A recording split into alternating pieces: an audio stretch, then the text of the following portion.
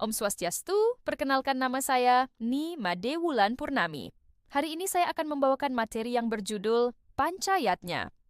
Kehidupan umat Hindu tidak terlepas dengan adanya upacara atau ritual keagamaan. Upacara atau ritual dalam pelaksanaannya disebut panchayatnya. Panchayatnya terdiri dari dua kata yang berasal dari bahasa Sanskerta, yaitu panyicayang berarti 5 dan yadnya yang berasal dari akar kata yaj berarti mempersembahkan, mengorbankan, dan memuja. Yadnya artinya pengorbanan atau persembahan suci, yang didasari dengan rasa yang tulus ikhlas. Berdasarkan pengertian kedua kata tersebut, panchayatnya berarti 5 macam persembahan suci atau upacara korban suci yang dilaksanakan atas dasar hati tulus ikhlas dalam usaha mencapai kesempurnaan hidup. Pelaksanaan panchayatnya di dalamnya mengandung unsur yang pertama, karya artinya perbuatan. Yang kedua, sreya artinya tulus ikhlas. Yang ketiga, budi artinya kesadaran.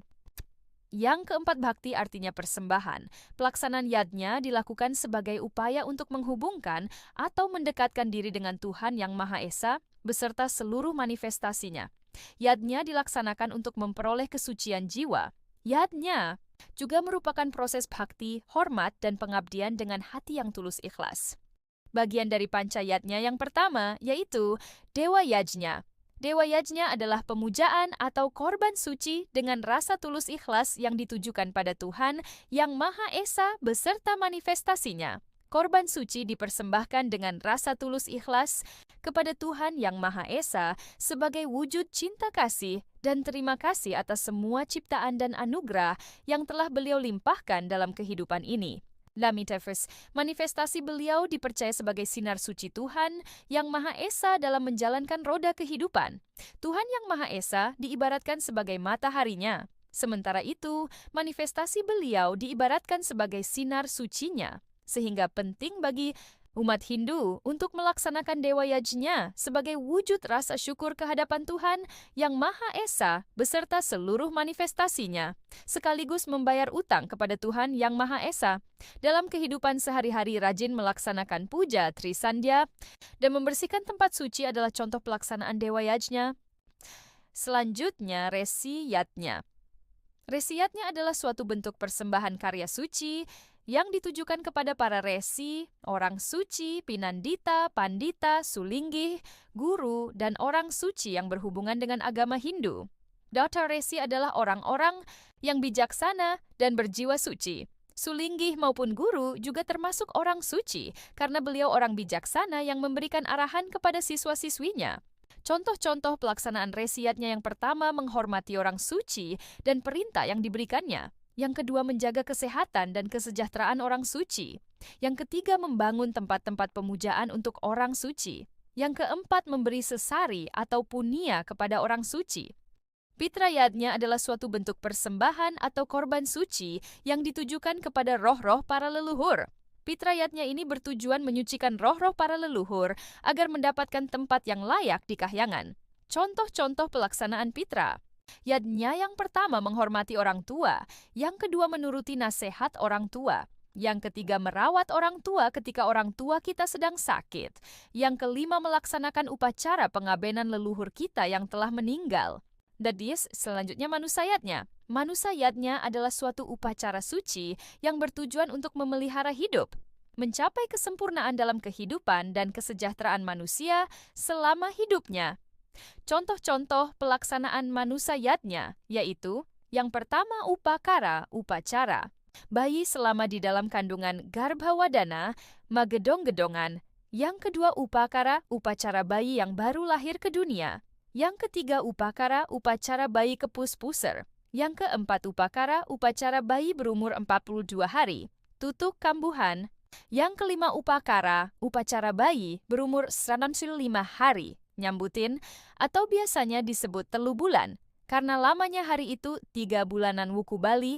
Yang keenam upakara, upacara otonan, yang biasanya dirayakan setiap 6 bulan sekali di dalam kalender.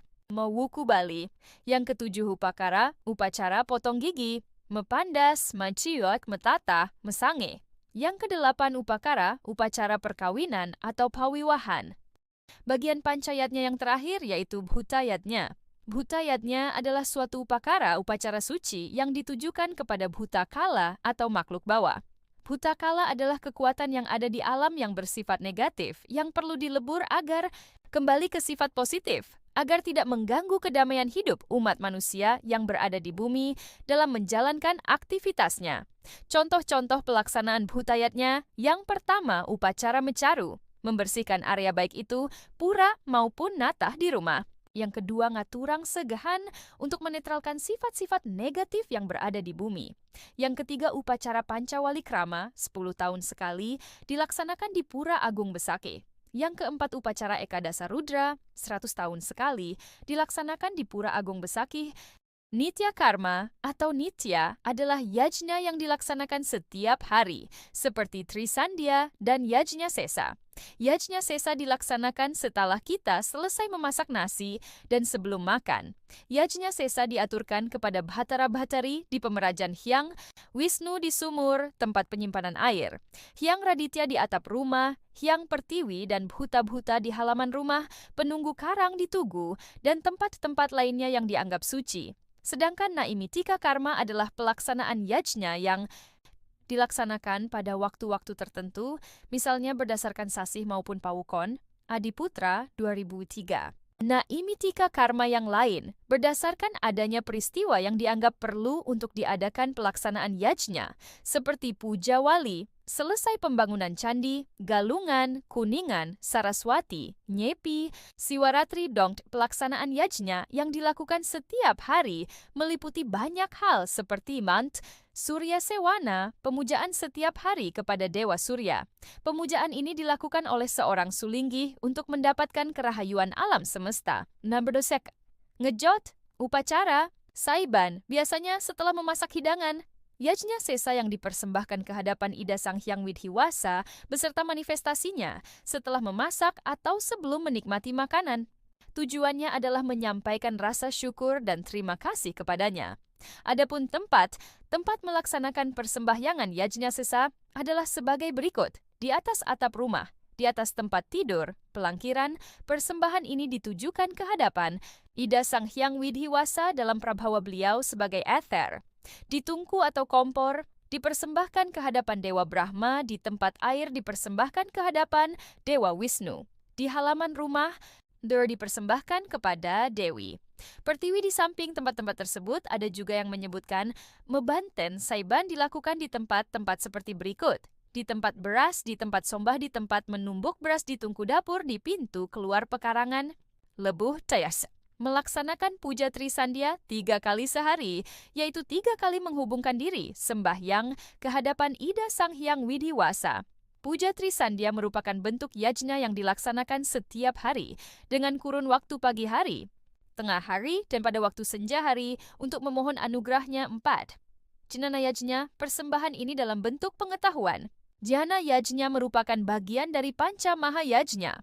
Persembahan ini ditujukan ke hadapan para Maha-Resi yang menerima wahyu Veda dari Tuhan dan beliau yang menyebarkan ajaran-ajarannya kepada umat manusia. Jenis-jenis Naimitika Yajna adalah persembahan atau yajna yang dilakukan pada waktu-waktu tertentu berdasarkan tempat, waktu, dan keadaan desa, kala, dan patra. Naimitika Yajna merupakan yajna yang dipersembahkan atau yang dilakukan oleh umat Hindu hanya pada hari atau waktu-waktu tertentu saja. Adapun jenisnya antara lain, berdasarkan perhitungan sasi atau bulan yajna yang dilaksanakan atau dipersembahkan, berdasarkan perhitungan sasi atau bulan kehadapan Tuhan Yang Maha Esa beserta manifestasinya antara lain, Purnama Tilem, Siwaratri, Nyepi, atau Tahun Baru Saka. Hari Raya Kasodho bagi umat Hindu Yag ada di lereng Gunung Bromo Dadua.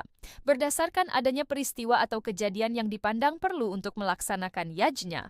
Peristiwa atau kejadian dalam hal ini adalah Banjiwa, suatu kejadian yang terjadi dengan keanehan-keanehan tertentu, sangat tidak diharapkan, lalu semua itu terjadi. Dalam bentuk dan kehidupan ini, banyak peristiwa-peristiwa penting yang sulit diharapkan bisa terjadi.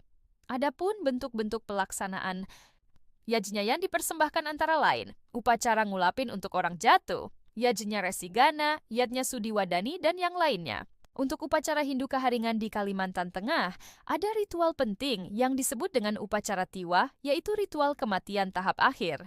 Dan upacara Basarah bertujuan untuk menghantarkan arwah ke surga, Tria. Berdasarkan perhitungan wara hewan ini, hidup di tubuh Anda dan menyebabkan bau mulut. Bau mulut hilang dan ini keluar dari tubuh Anda jika 10 menit sebelum tidur. Perpaduan antara Triwara dengan Pancawara seperti Hari Kajeng Kliwon. Kemudian, perpaduan antara Saptawara dengan Pancawara, seperti Buddha Wedge, Buddha Kliwon, dan Anggara Kase. Kliwon datang 5 hari sekali ketika beryoganya Sang Hyang Siwa Kajeng Kliwon dilaksanakan 15 hari sekali dengan memuja Hyang Siwa, Segehan. Dihanturan kepada Hyang Durga Dewi, di bawah pada Sang Hyang Bucari, Sang Kala Bucari, dan Sang Durga Bucari.